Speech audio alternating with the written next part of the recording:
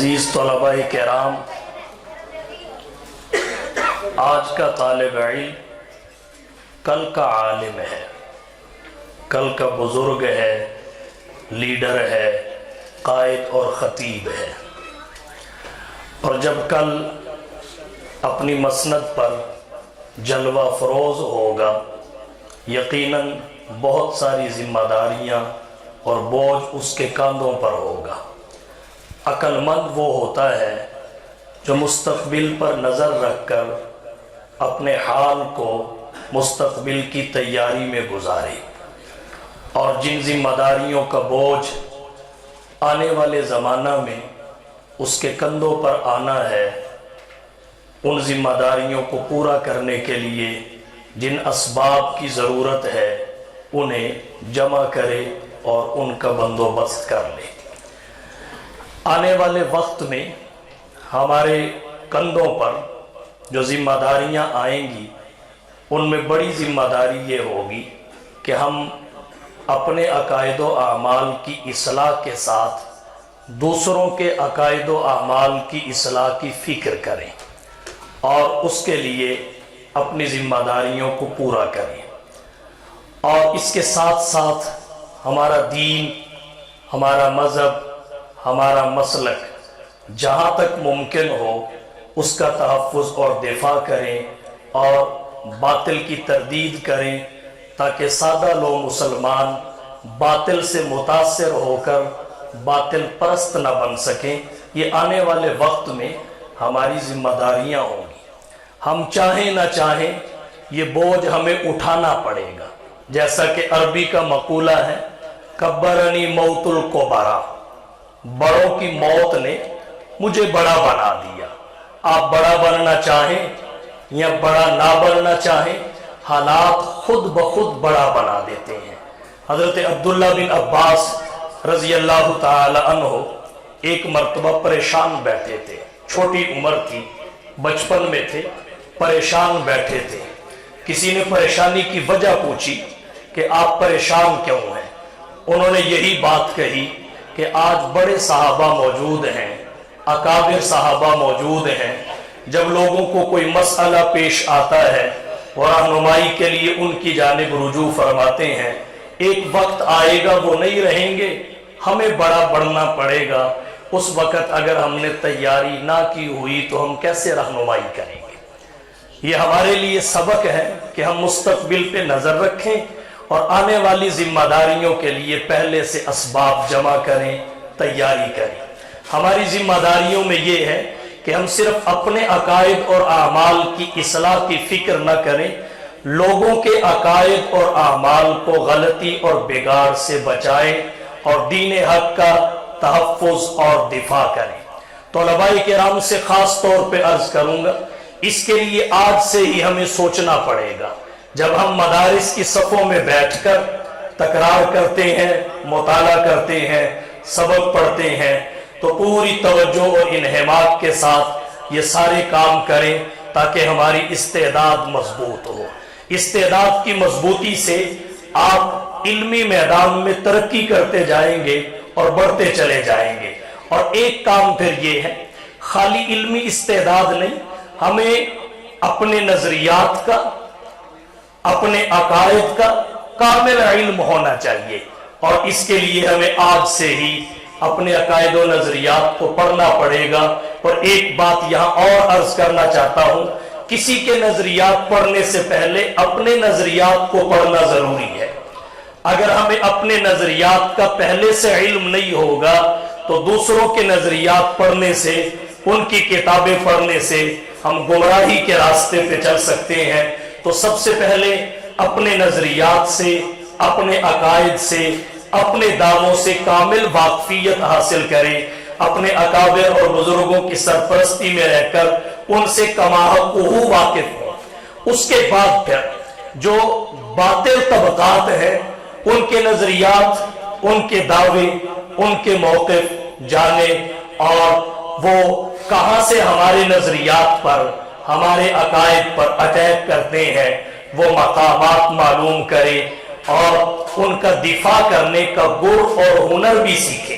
جیسے اس معاشرے کو اچھے مدرسین کی ضرورت ہے، اچھے خطباء کی ضرورت ہے، اچھے ڈاکٹروں کی ضرورت ہے، اسی طرح ایسے اچھے افراد کی ضرورت ہے جو حق کا تحفظ کر سکیں، حق کا دفاع کر سکیں۔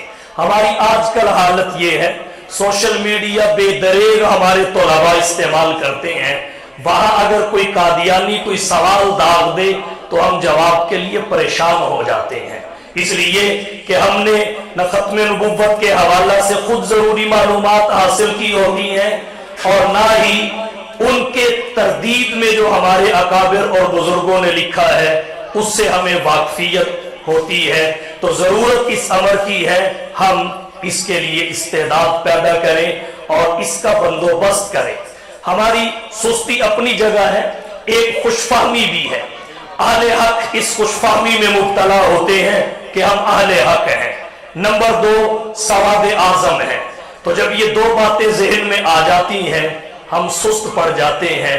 باطل اور اقلیت جو ہوتے ہیں ان کو پتا ہے اگر ہم ان ایکشن رہیں گے تو ہمارا وجود برقرار رہے گا، ہماری بقا رہے گی، وگرنہ ہم باقی نہیں رہیں گے۔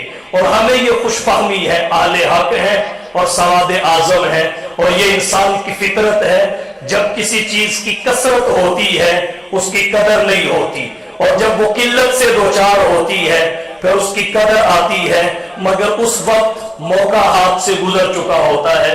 ایک چھوٹی سی مثال سے سمجھانا چاہتا ہوں، اس وقت میں جوان ہوں، صحت الحمدللہ مضبوط ہے، اعصاب اور قوت قوی ہے۔ اب اگر مجھے کوئی کہے آپ یہاں دوڑ لگایا کریں صبح نہر پر 2 کلومیٹر، تو اس کی یہ بات میری سمجھ میں نہیں آئے گی، اس لیے کہ اس وقت میرے پاس صحت کی بہتات ہے، الحمدللہ مرض کوئی نہیں ہے۔ تو اب اگر مجھے کوئی کہے واک کرو، ورزش کرو، تو اس کی یہ بات میری سمجھ میں نہیں آئے گی، ابھی صحت کی بہتات ہے۔ اور جب آدمی اس عمر میں پہنچ جاتا ہے کہ اس وقت وہ بوڑھا ہو جاتا ہے، عوارض اسے دبوچ لیتے ہیں، پھر اسے اگر کوئی کہے واک کرو تو پھر آپ نے دیکھا ہوگا کئی بوڑھے شوز پہن کر یہاں دوڑتے نظر آئیں گے۔ کیوں؟ اس لیے کہ صحت کی قلت ہوئی تو قلت کے وقت اس کی قدر آئی، قلت کے وقت اس کی قدر آئی۔ تو ہم کثرت میں ہیں، اہل حق ہیں۔ اس خوش فہمی نے ہمیں بہت ساری چیزوں سے محروم کر دیا جو ہمیں کرنی چاہیے تھی، اور قادیانی یا کوئی بھی باطل پرست طبقہ جو ہے وہ سمجھتا ہے ہم اقلیت میں ہیں، ہم ان ایکشن رہیں گے تو ہمارا وجود اور بقا ہے، وگرنہ نہیں۔ انہوں نے سکول بھی کھولے، انہوں نے کالج بھی کھولے، یونیورسٹیاں بھی کھولی، دفاعی امور میں آگے سے آگے بڑھتے چلے گئے، ایک دوسرے کے کام آئے، رفاہی کاموں میں آگے بڑھتے چلے گئے، اخلاق پہ محنت کی، مزاج پہ محنت کی، تعلقات عامہ پہ محنت کی، رفاہ عامہ پہ محنت کی، تو ہمارے بہت سارے سادہ لوگ مسلمان ان کے گن گانے لگے، اور ہمیں اس وقت پتا چلا کہ فلانے کا ایمان اس وقت خطرے میں ہے، فلانا ایمان سے ہاتھ دھو بیٹھا، فلانا ایمان سے ہاتھ دھو بیٹھا۔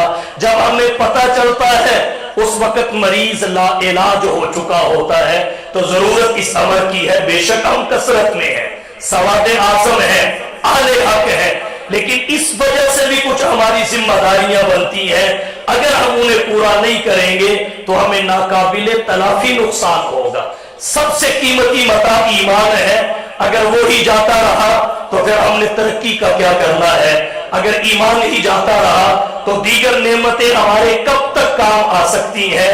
اس لیے عقائد و نظریات کی حفاظت اپنی بھی اور اپنے مسلمان بھائیوں کے عقائد و نظریات کی حفاظت بھی، یہ ہم سب کی ضرورت ہے۔ تو ہم اپنے اکابر کو پڑھیں، یہ دعوت پیج بھی ہم سیکھیں کہ کہاں سے وار ہوتا ہے اور اس کا دفاع کیسے کرنا ہے، یہ ہماری ذمہ داری ہے۔ ڈاکٹر علامہ خالد محمود صاحب کو پڑھا جائے، مولانا سرفراز خان صفدر رحمۃ اللہ علیہ کو پڑھا جائے، احتساب قادیانیت شائع ہو چکی ہے اسے پڑھا جائے، واقفیت حاصل کی جائے، نہ صرف یہ کہ جس عنوان پہ تقریر کرنا ہو ضرورت کے مطابق وقت دیکھ کے 2 آیتیں، 2 حدیثیں، 2 واقعات، 2 مثالیں ہم ذہن میں کسی پرچی پہ لکھ کر ذہن میں محفوظ کر کے مائک پہ چلے جائیں۔ کام چلا کے واپس آ جائیں. اگر فی البدی کوئی اعتراض کر دے ہم نے کیسے مطمئن کرنا ہے, اپنے مسلک کا دفاع کیسے کرنا ہے, یہ ایک مستقل فن ہے, اسے بھی سیکھنے کی ضرورت ہے. آپ سوشل میڈیا پہ دیکھیں قادیانی چھوٹے چھوٹے بچے ایسے ایسے سوال ڈالتے ہیں, ہمارے بڑی بڑی سندیں رکھنے والے بعض دفعہ پریشان ہو جاتے ہیں اور پھر وہ اہل علم سے رابطہ کرتے ہیں, اس کا کیا جواب بنتا ہے.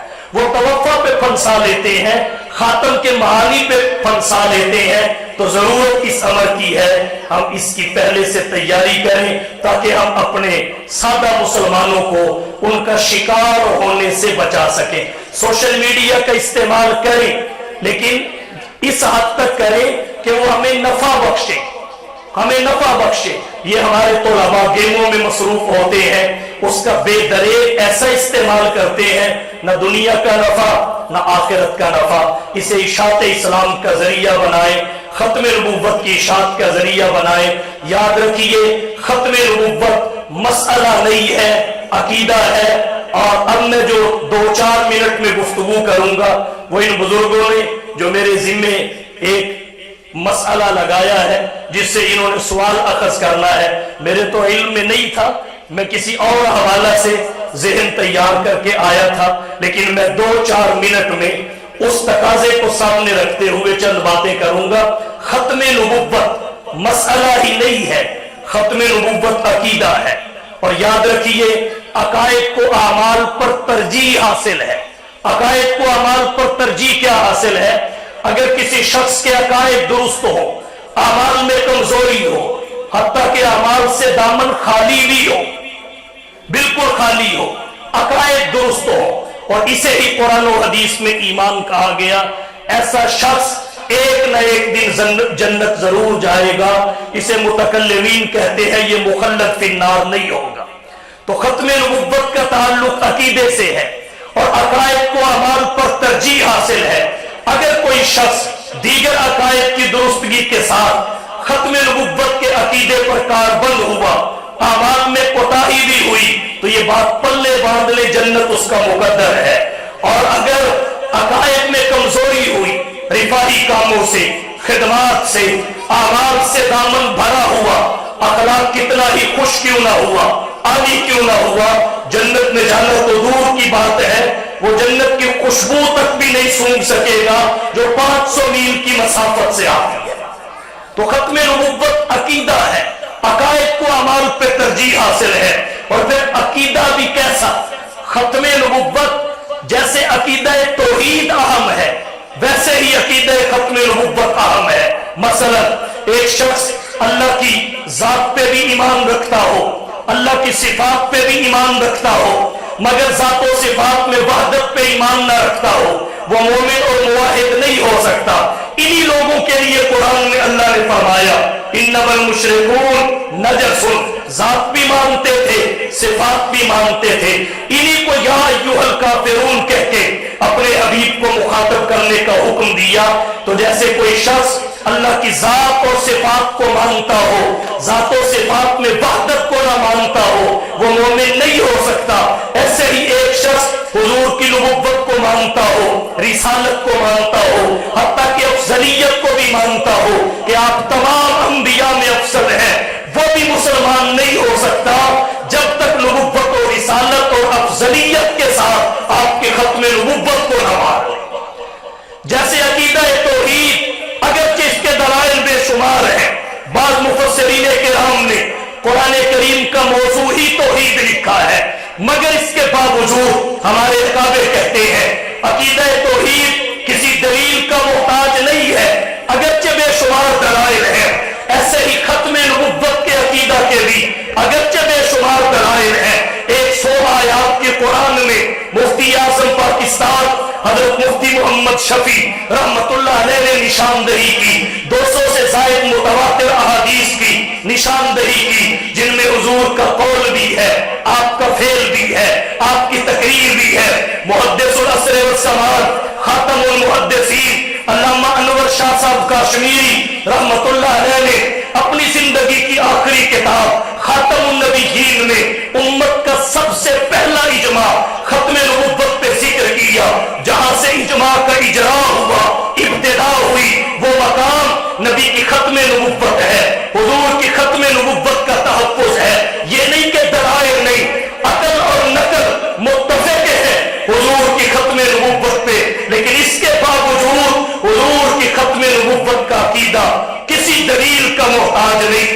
جیسے ہم اللہ کو بغیر دلیل کے وحدہ لا شریک لہ مانتے ہیں، حضور کو بغیر دلیل کے آخری نبی مانتے ہیں۔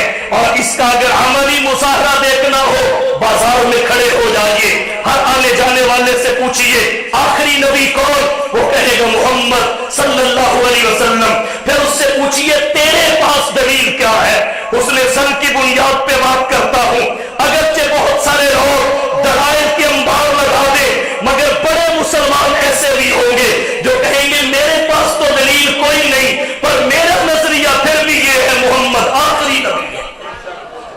یہ محتاج دلیل نہیں ہے، یہی وجہ ہے خلاصۃ الفتاوی اور فصول اماتی میں لکھا ہے سید الفقہا، امام الائمہ، سراج الامہ، تلمیذ الصحابہ، امام سواد اعظم حضرت امام اعظم ابو حنیفہ رحمت اللہ علیہ فرماتے ہیں اگر حضور کے تشریف لے آنے کے بعد کوئی شخص نبوت کا دعویٰ کرے اور کوئی مسلمان اس سے دلیل اور معجزہ طلب کر لے تو اتنے سے ہی وہ کافر ہو جائے گا۔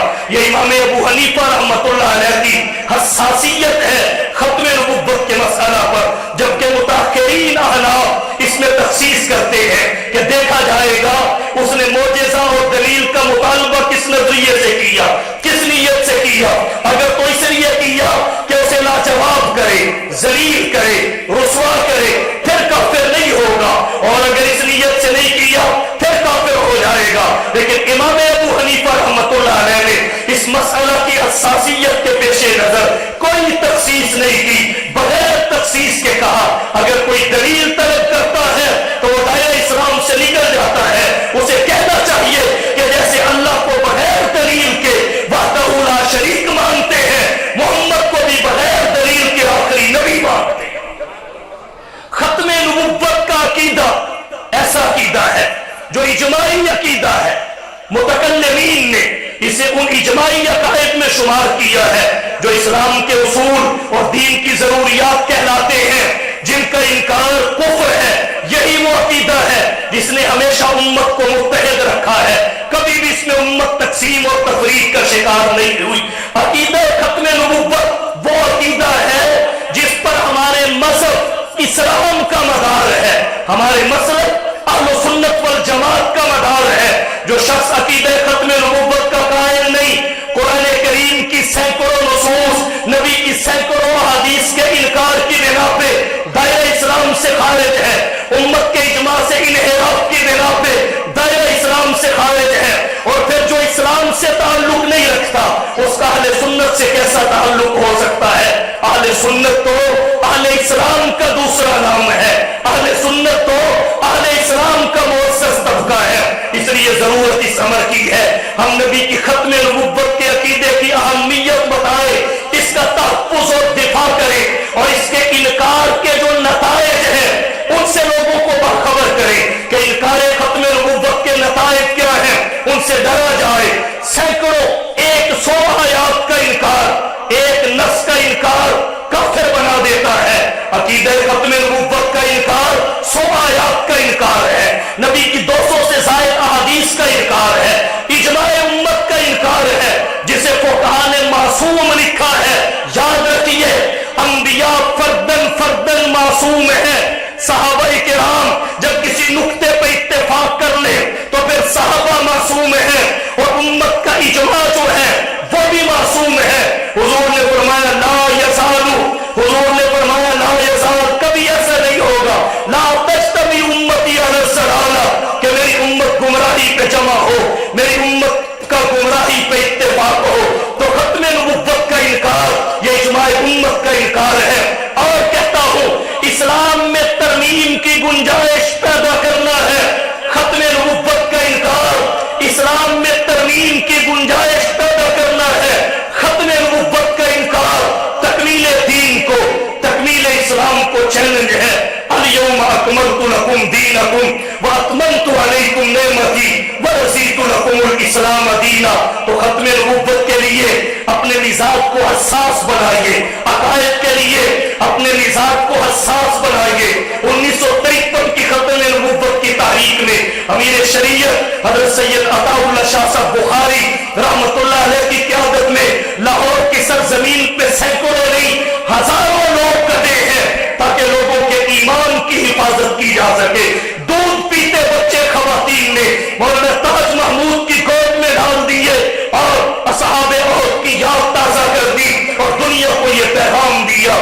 نے ہر دور میں تقدیس رسالت کے لیے رسالت کے لیے وقت کی تیز ہواؤں سے بغاوت کی ہے، چھوڑ کر سلسلہ رسم سیاست کا فضول، فقط نام محمد سے محبت کی ہے۔ ہزاروں لوگ کٹے کبائے نور سے سج کر، لہو سے بابزو ہو کر، کبائے نور سے سج کر، لہو سے بابزو ہو کر، وہ بیٹھے بارگاہ حق میں کتنے سرخرو ہو کر، انہیں خراج تحسین پیش کرنا بھی آخر میں ضروری سمجھتا ہوں۔ لہو کے قطروں کے بیج بو کے، لہو کے قطروں کے بیج بو کے، ہزاروں گلشن سجانے والوں، نچوڑ کر خون جگر سے اپنے چراغ محفل جلانے والوں، سلام تم پر اے سرفروشو، سردھڑ کی بازی لگانے والوں، تمہاری یادیں بسی ہیں دل میں، افق کے اس پار جانے والوں۔ پھر 1974 کی تحریک ختم نبوت جس کے قائد علامہ یوسف بن نوری تھے، پھر 1984 کی تحریک ختم نبوت، بڑی تحریکوں اور قربانیوں کے بعد ہم اس کامیابی تک پہنچے ہیں۔ اسے سنبھال کے رکھیے اور نبی کے ختم نبوت کے تحفظ و دفاع کے لیے تجدید عہد کیجیے کہ حضور کی ختم نبوت کی ترویج و اشاعت اور تحفظ و دفاع کے لیے ہم کسی مصلحت کا شکار نہیں ہوں گے، اور ناموس رسالت کے قانون نبی کی ختم نبوت کی مخالفت میں جو صحیح اور جد و جہد ہوئی اسے ناکام کر دیں گے، اس لیے کہ نماز اچھی، روزہ اچھا، حج اچھا، زکات اچھی، مگر باوجود اس کے میں مسلمان ہو نہیں سکتا، نہ جب تک کٹ مروں خاچے بطحا کی حرمت پر، خدا شاہد ہے کامل میرا ایمان ہو نہیں سکتا۔ وآخر دعوانا ان الحمدللہ رب العالمین۔